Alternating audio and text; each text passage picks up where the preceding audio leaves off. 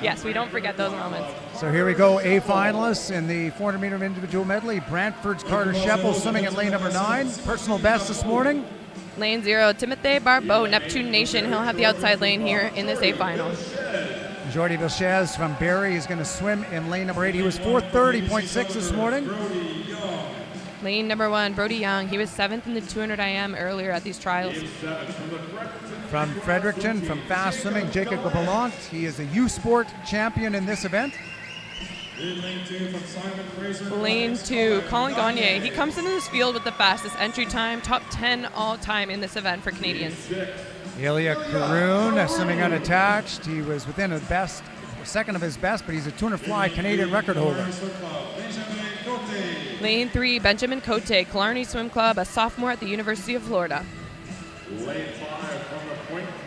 Lane number 5, he jumped up after a scratch from the B final. That's Hugo Janvier from Pointe Claire. Lane 4, Lorne Wigginton, and we've talked about a phenomenal morning race here, but he'll have lane number 4 tonight. It looked well controlled and relaxed. The FINA A cut he'll be looking to get under sits at 4:17.48. Now this is one of those interesting opportunities, and we exactly saw it to a T in the 200 backstroke by Hugh McNeil, where there's a couple people across this board that have a potential to win this race and get themselves on that nomination roster for the World Championship. Eric Brown's not swimming. There you go. I got all excited. He was a scratch. So sorry, everyone. I got so excited to talk about Eric Brown, but he is not going to be swimming this because he has a very busy schedule. Kharun, we have to expect, will be out very, very fast. He's the butterfly specialist, as you mentioned, the 200 fly. But it's Lorne Wigginton here with a chance to make his first senior national team. And the standard to make, time of 4:17.48. Wigginton this morning is your top seed. He was 4:19.47 in the prelims.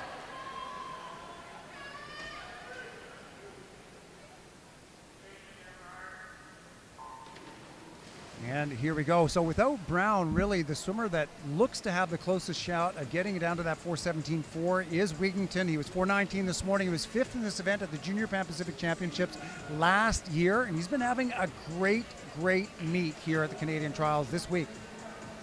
Right, and we expected Ilya to get out fast, but again, it's still one for the eyes when you see it happen. Ilya Kharun in lane number 6 is above almost a full body length ahead at the moment, 26.03 on that first 50. Out very quick, as you would expect from the Canadian record holder in the men's 200-meter butterfly, and he's the world's number 2 in the 200-meter butterfly, so he is using that strength to his advantage here, but very close. He's not that far off as Wigginton in lane number 4, and look at him. He's up there, and he's a half step back, and only a half step back from the Canadian record holder in the 200 fly. Right, and Lorne Wigginton honestly is one of my, visually just looking at this, who looks really great at this point, and what I would consider exciting for this backstroke was actually Lorne. He looked relaxed in that butterfly, still got in some good breaths into the wall. I talk a lot about oxygen because this is a long race, so you want to conserve as much as you possibly can.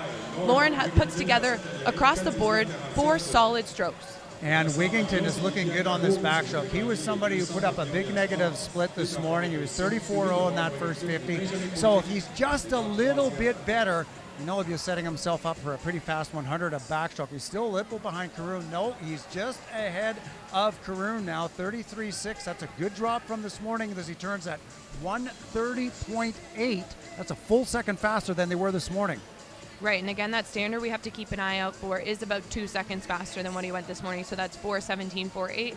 He will still be able to be considered under that B standard, which is right around that 4:20.0 barrier, but again, went faster this morning. I'm confident he can do it again tonight, but this breaststroke is going to be a pretty good telltale sign. Collyn Gagne coming up here in lane number 2. And Gagne, of course, he made the World Championships in this event last year from Canada.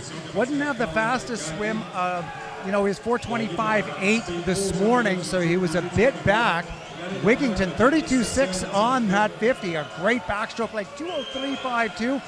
So he needs 2 seconds. He has already made up 1.3 for the first 200 meters.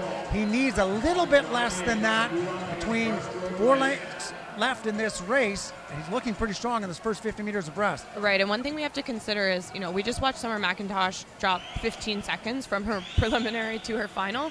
Now, not everyone has that type of luxury, but there is a difference between those that go out hard in the morning, are trying their 100% and putting it all into it, or those that leave a little bit in the tank to race here tonight. And it looks like Gagne must have left a little bit in the tank to try to give Lorne Wigginton a run for his money to get on this national team. And he sure is. He's not that far behind Wigginton with a little bit more than 15 meters of breaststroke. Wigginton split really good at 36.5.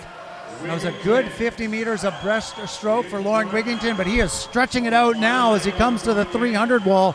Let's see where he's at. He turns in at 3:16.7. This is looking really good for Wigginton. He needs a 1:00.06 on this last 100 meters of freestyle to get under that cut. You saw him take a quick look at the board. I think he knows where he is.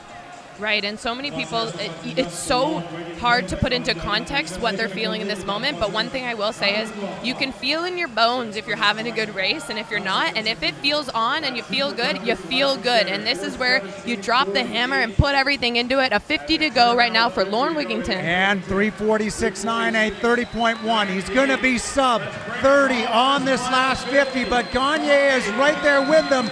He wants this cut as well. He only needs a 29.2 on this last 50.